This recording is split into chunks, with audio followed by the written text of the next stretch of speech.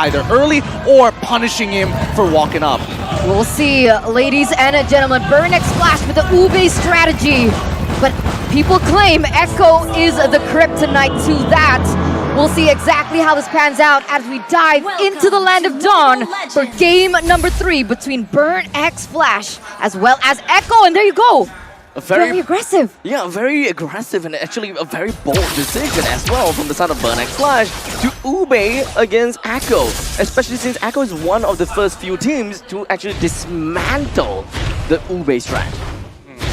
A lot of these pickoffs is going to be, again, Yaoi just looking for opportunities to pull out D7 because, again, nobody else can really take that damage. Unless ATM's an absolute god and tries to, like, go for the dash into the hook to try and cancel it out. That would be pretty impressive if he can do that consistently. But even then, there is a large margin of human error. Definitely.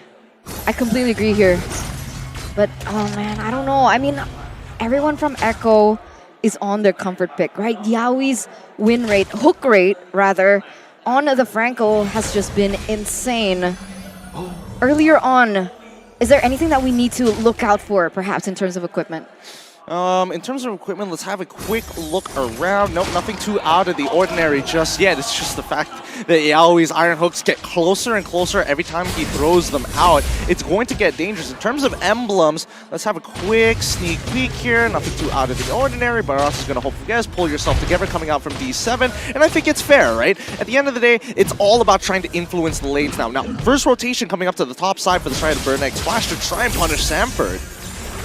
I don't think that this is going to result too much for the side of Burnex Flash. They do want to show a little bit of aggression in the top lane. In the meantime, they also understand that the turtle is important. Neutral objective is important. And when it comes down to this kind of setup, they would want the Estes to be at level 4 as well. But D7, he's not quite there yet. Just a sliver to level 4. There you go. And there we go. With the level 4, he's unstoppable. The entire team of Burnex Flash is probably going to be unstoppable. But in the meantime, that is going to be Yaoi that did manage to get a hook on down. But Shamar, he still went down and he still died despite the blessing of the Moonlight Goddess.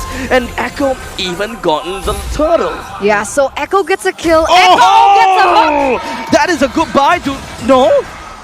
Never mind. Good flicker and good run. Yeah, unfortunately there. Oh my god, top. He doesn't have enough mana. I don't think that that's gonna result too much. ATM versus Sanford, these two matchups, I can't imagine any one of them dying based on the matchup and even based on the skill level. All right, let's go back, right? Because Echo was able to get the turtle. They were able to get a kill onto Chama there, so that was a huge win for Echo as well. Unfortunately, there in the mid side, even though Yaoi was able to get the pick, unfortunately, Sanji just didn't have the right tools to be able to execute that. But that is something of what we can expect from the gameplay of Echo here in the early game, especially now that, you know, Yaoi has already reached that level 4 moment as well. So expect things to be a little bit more crazier, realizing that Benny is also on the Beatrix. I thought that with the Estes at level 4, that would have been the best fight that Burnex Flash could have had for the turtle. Considering the fact that Echo, there's no way that they will be able to try to bring down the level of healing from D7. This is probably the most amount of healing that D7 can provide to the Barats, yet Barat still died. Yeah, I mean, first of all, D7, he's not going to be able to move as quickly out of this lane. The priority comes into play, and Benny QT is able to force that, unlike their dual Donut in D7 on the bot side of the map. ATM and Sanford have been having a lot of these fist fights up on the top, but at the end of the day, that Daytona's welcome coming in from Rots got cancelled out, and that's when Echo starts turning the tides. And you can see that being, you know, reflected onto the economy lead that they have actually built for themselves, right? Already 1,000 here in the first 4 minutes of the game. It seems like when it comes down to map pressure, it's quite equal, but you can see that both of these teams, with how aggressive that both of these teams want to be playing, they are centering their focus on the next objective. The turtle currently pulled towards the side of Echo. ATM pushes forward and it will want to take down the turtle. Unfortunately, Kaltizi is the one that takes the turtle. Final slash that will put D7 in not a very good spot. The rest of the members from the side of Echo will want to burst down ATM, but that's a nice snipe. The Echo Spear connects down onto ATM, which tried to run away. Kaltizi left with not a lot of help to work with. Yaoi immediately gets a hook down onto C-Can and flickers himself towards the turret. Yeah, 1-for-1 trade, but Echo still pick up the turtle. You're right? I mean, D7 gonna be able to use that ultimate. He's been utilizing it a lot better so far. A lot of sustain coming in from his team. But I feel like, you know, I've been on the Estes quite some time now, and it feels like in the early game, the healing's not just there. It feels like he's a little bit reliant on those items. Yep, he is going to be reliant on his items, and not to mention that he probably wants to stack up as quickly as he can to activate the blessing, sorry, not the blessing of the Moon Goddess, but his roam blessing in this particular case, right? To actually multiply the amount that you actually get with the flat amount of healing that you get on top of it. So it really just boils down to how you position in these fights. And I think, you know, Yawi is doing a really good job at coming in from many different angles. He's not standing in one place and just camping it all the time. He's making sure that he changes it up. The conditioning starts from minute number 1. And since we're 5 minutes in, at least for Yawi, he is making sure that he's not wasting any time being at one place at one time. He wants to influence the map as much as he possibly can. And on top of that, right, nobody from the side of Burnix Flash brought the Purify, so let's go. Oh, see, there you go. That big hook onto C-Cat. Bring him down almost immediately. And Carry is stuck in the bottom lane. This is more or less a great spot for Echo to start moving and pushing the turrets. Pick off pressure, pick off pressure, pick off pressure is what Echo just really want to play around, right? They don't really have to go for any crazy engages just yet. Maybe they want to wait for Sanji to get online for the moment, because when we saw that in-game equipment, he's only built in that Clock of Destiny. I think it takes a little bit more, but again! A hook and made. D7 go for a flicker as soon as he can. That is very much worth it, as Yawi didn't even have to use the flicker on that. Shama, Detonus, welcome, connects it down onto Kaltizi, but that pretty much means that it's pretty much a 4 versus 3 fight. Great hook coming in, but the blessing of the Moon Goddess will keep everyone sustainable, alive. Echo, they're not interested in the fight, they got a turtle. I mean, look at that. D7 when he's running in and pops down his blessing of the Moon Goddess. Oh! Big hook once again, suppressing down on Shama. He's dead. No way that D7 can heal him up. Ah, that's so annoying. It's so annoying, but Yawi keeps finding these really, really good hooks. His conditioning is especially key, not only towards just D7, but also making sure that if anybody decides to overstep their boundaries, they can just punish them almost instantaneously if the follow-up is nearby. Yawi is extremely intelligent with his hooks, right? He is making sure that he's not only targeting, hey, I noticed that you keep on positioning or sidestepping towards the right side, but you start switching it up after this minute. And they're going to memorize that over the length of this game. Now let's come back to D7, right? Every single time he is out of position, he must flicker into place to make sure that he gets the maximum effect with the Blessing of the Moon Goddess, but that's when Echo can look to bounce back. Samford, I'm keeping a very close eye on him. That final slash could be extremely key to actually opening up the team fights, or more importantly so, punishing Burnix Flash once they have used the Blessing of the Moon Goddess to kind of pull them back into the fight. Yeah, displacement as well, right? I think they're going to move up as 5, and that's exactly what Arlott wants. Going to be able to get a good initiation engage. So, like you mentioned before, timing is going to be very important, but Donut? Immediately with the Retribution to lock down the Donut as much as he can, even with the Appraisal Trap, brings down Carry just so easily. Now, that is a little bit of an overextension coming in from Donut. He didn't really quite understand where everyone else is. But in the meantime, big final slash coming from Samford, focusing over to the backlines on the side of Burnix Flash. D7 will want to fight back into Manic Duty, but now he's going to go down. We've got ATM that still wants to hold on the front lines. Rhythm of Joy keeps him alive. D7 is still alive as well. Told you, final slash, pull him back into the fight, and then you can start following up all over again. Ideally, Kaltizi probably should have been on that right side to kind of follow up and lock them down for even longer, but somebody has to face Chima, and, well, it's got to be him. He's the only one who's tough enough to actually maintain his lead. I mean, he's level 12 compared to level 10, and let's not forget, ATM, at least he was able to kind of recover 1 kill onto Ben QT at the end of the day, but doesn't change the fact that Burnix Flash have to play this very passive role and approach towards Echo. And it feels like that seems difficult for their playstyle, their personality, right? Burnix Flash, like their name, they really like to go for these engages. They are at kind of a disadvantage, which, like you mentioned, is Chima being under-leveled here. But what is that damage? do they really want to contest for this Lord? For sure, D7's just gonna top him up like you're going through a toll, and now you're wicked back all the way towards that Lord. This is gonna be a full 5v5 fight, so don't blink just yet, unless Burnix Flash decide not to, but it doesn't feel like they should back away. I don't think that Echo is necessarily going to commit fully into this Lord just yet. Oh, never mind, as we do have the suppress. It's not a knockup coming from the side of Lord. Shamar takes the Lord away from the hands of Echo. The detonate welcome, unfortunately, was dispelled by the fact that Kaltizi runs away. Donut gets a kill. Bandicoot gets a kill. There's a lot of tracers coming all around the place. Echo is 3% down. ATM eventually managed to push himself forward, advances, and now Burnix Flash, they've got the Lord, they've got the first to defense turret, heck, maybe even more. 3-4-1 trade, and it could amount to more here. And this is the power that ATM has when he gets this joy. It's they're about to lose an inhibitor turret here, unless, I mean, Sanji, he's got to be able to clear these waves fast. They're going to spawn up. They will be able to hold up at their inhibitors, and that's great enough. But let's cut back into this replay and look at it one more time. When did it go wrong? Because again, you're 2 levels down. Realistically, that shouldn't be the case. We see that Shima starts walking up, and immediately Kaltizi is able to dash out of range, but the Blessing of the Moon Goddess allows the entire team to kind of power through the damage that Benny QT is providing for the rest of his team. And I will say that the Nibiru's Passion slightly late on the draw, probably wanted it to pop it a little bit earlier to help the neutral objective, but at the end of the day, it's still Shima who walks away with that Lord. That is definitely a tough fight for Echo, and I don't think that they would want to reenact that again. This doesn't feel like what Echo would have done in a fight if they were to face against Blacklist International. But I gotta have to say, Burnix Flash, they know the Ube, they understand how they want to play the Ube. And carry is only 3 items in, with the corrosive scythe as well as the golden staff and the wind of danger. It kind of seems as though he's still pack a long punch. Yeah, Donut's still doing a lot of damage, right? Even so, and as this game progresses, Donut is gonna have even more damage, especially to the front lines that Echo has committed onto.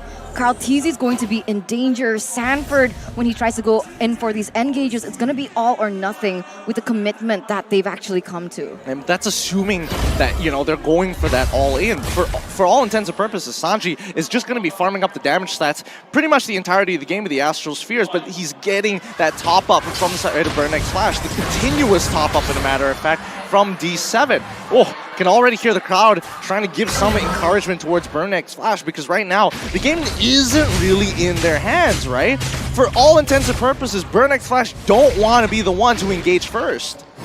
I don't know about this, right? Do you think that Echo has the better teamfight comp? Because looking at it in a general scale, looking at it in the big picture, it feels like that's exactly what Burnix Flash wants.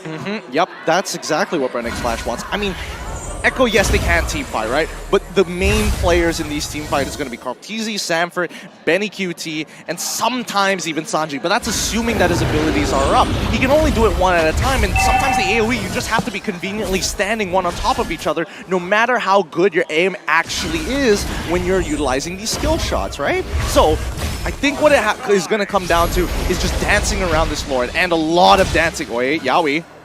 Does seem like it comes in from the side, immediately locked down to ATM, but look at the amount and disgusting amount of heal. He's gonna be staying all right. The rhythm of joy from the side of ATM will be able to open up the map enough in order to scout out where Yaoi and Sanji is. The entire team of Echo is just gonna be falling back, and I don't think that they will be capable of taking down this fight. Kaltizi goes to the stomach of Shamar. They're all gonna be pounding down onto him. Kaltizi goes down, Benny Cutie flickers away, but that is all just completely wasted. What is going on? What is going on with Echo in this game? Is it Burnix Flash just burning up in terms of their performance? Or is Echo underperforming here? I think they understand that they can't get through this healing, right? There's just too much. Unfortunately, they haven't come to a point where they can look to completely one-shot. And now with Lord crashing down on this inhibitor turret, this could be the end.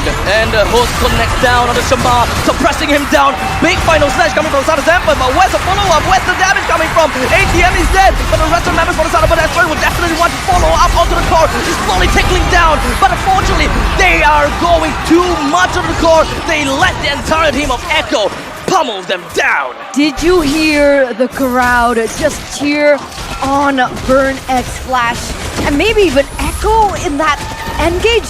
This could definitely be the turning point though for Echo because perhaps they kind of misplayed that? Would I call it a misplay? Deja vu, rather. I would say it's more like deja vu, right? Because I'm looking at D7, he didn't have his flicker at that point of time. Even his ult also, I would question whether it's actually usable at that point because Sanford came up pretty huge with that final slash, right? Able to displace the right amount of targets to fall up with Sanji to make sure that his damage is effective. Let's look at the instant play run one more time. Let's see if I missed something out here, right? We see ATM already with the ult. Sanford tries his absolute best and yes, the camera doesn't catch him out perfectly, but we do notice that in the meantime, Benny QT is able to walk up right after he spawns, instantly capitalize on the time bought by the rest of his teammates, and they finish off both Donut as well as D7 in quick succession. And on top of that, right, now we're going in the 15th minute of the game, right? Things are getting a little bit more even, I would say, right? Echo is reaching the points where they are going to come online. We see that items are being built. They're getting to that point. Sanji already has a Divine Glaive. It feels like that's going to change the dynamics of the team fights. But what I still feel is a little bit iffy or sus is that Echo still wants to commit on these 5v5 team fights. I understand that Echo does have it in their kit to go for that, right? They have the AoE with Sanford, Carl Teasy even Benny as well as Sanji, but against the sustainability that D7 gives them, is it still wise to go 5v5? Why don't they just go for pickoff? I mean, a lot of it depends on Yawi, right? He's the only person who can realistically do that. Sanford, with that final slash, unless he is able to thread the needle with just the tip of that sword to maybe pick somebody off, sure, I suppose that's a possibility. But just know that Shuma is there right at the front. He is looking to eat these hooks. He's very happy to eat the iron hooks, and the same can be said for ATM, right? He doesn't necessarily have to play as 5. He can technically be on the side and wait for the opportunity to go back in. But we've seen what happens, right? Oh, try to pick me off. D7's gonna flicker for him to save his life. It's so tough. It's not easy. It really is a battle of mechanics between the two. The constant push and pull will be the main points of contention, right? Wait, hold on. Look at the setup that we see from Echo. Benny Cutie? He's all alone at the bottom lane. That sounds very scary, but I think that Yawi actually locked down onto him with the bite. And that is ATM dead. Echo can actually come back and try to find a fight against, Burn X Flash is now in a tough spot. This is what I was talking about, right? This is what I meant.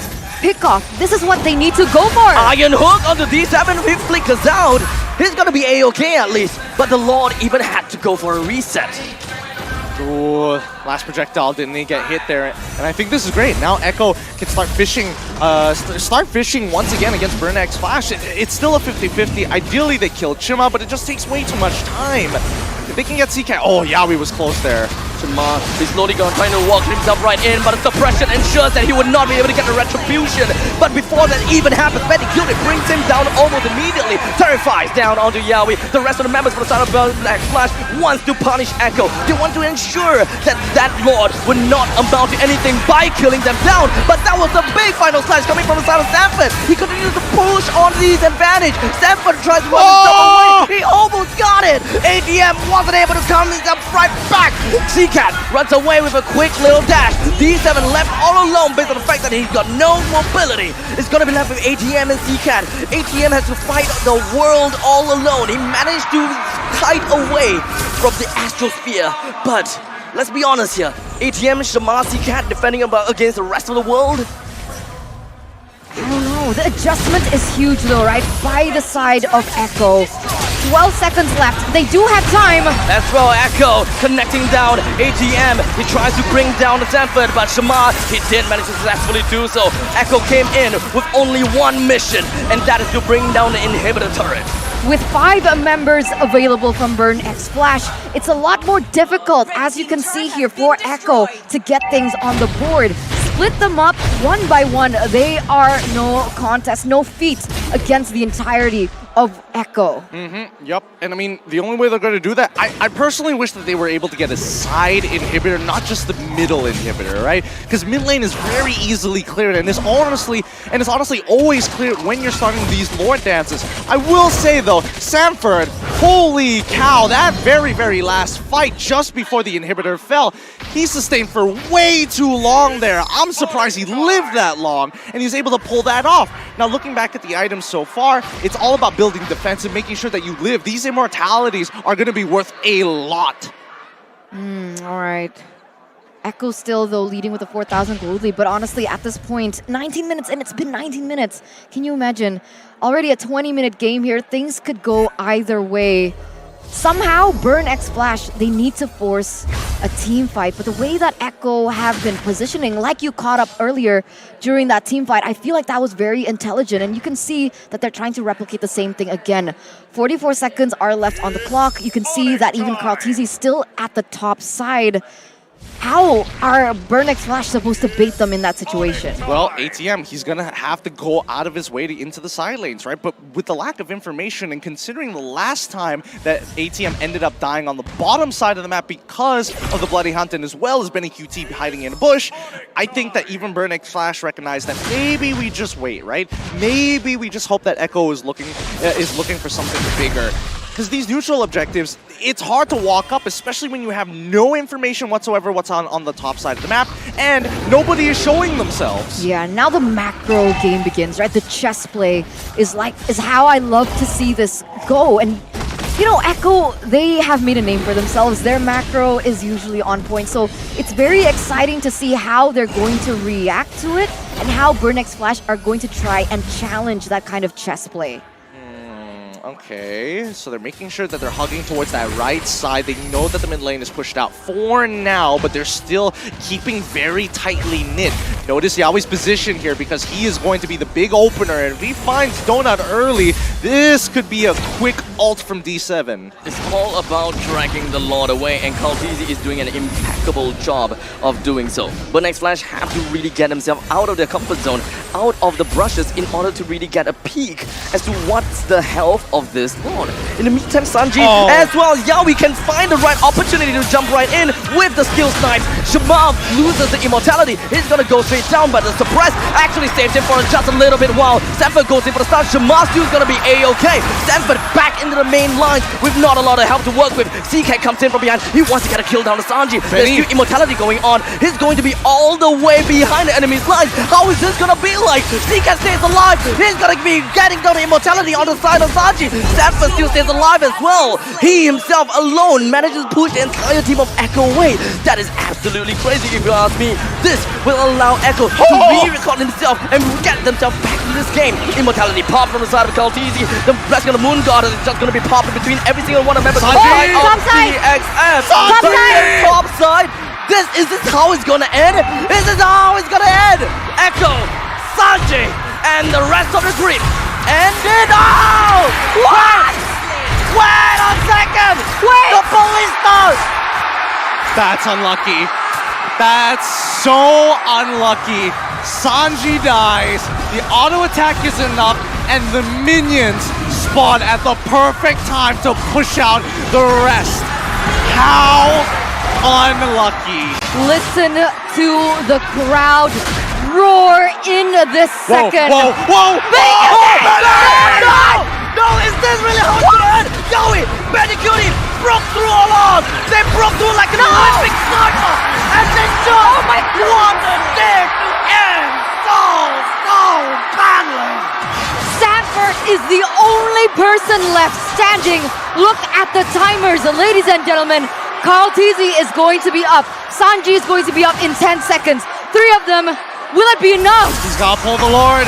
He's got to pull the Lord. The desperate manipulation of the Lord is what's going to be working for them. As when X Flash immediately with that as well, because they will want to connect on the Kaltizi. HP not looking well.